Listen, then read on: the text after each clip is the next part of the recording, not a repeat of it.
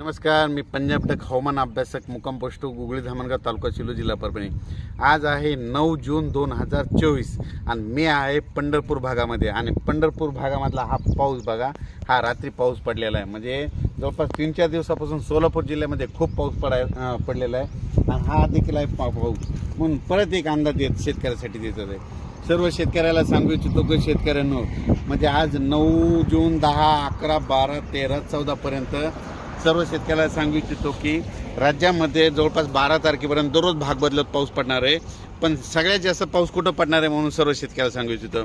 राज्यात सांगायचं झालं तर पाऊस नेमका कुठं कुठं पडणार आहे, सातारा, सांगली, सोलापूर, कोल्हापूर, पुणे, तसेच नगर जिल्हा, नाशिक जिल्हा, तसेच संभाजीनगर, बीड, जालना, परभणी, लातूर, धाराशिव, त्याच्यानंतर तो पाऊस सोलापूर, पंढरपूर या भागामध्ये म्हणजे 12 तारखेपर्यंत चांगला पडणार आहे म्हणून हा अंदाज लक्षात घ्यायचा।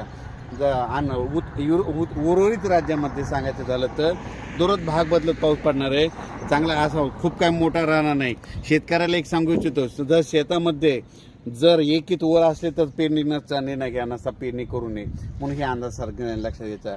एकंदरीत परिस्थिती बघितली तर राज्यामध्ये 12 तारखेपर्यंत दक्षिण म्हणजे पश्चिम महाराष्ट्र, कोकणपट्टी आणि महाराष्ट्राच्या दक्षिणेचा भाग या भागामध्ये सर्व पाऊस चांगला राहणार आहे म्हणून हा अंदाज लक्षात घ्यायचा।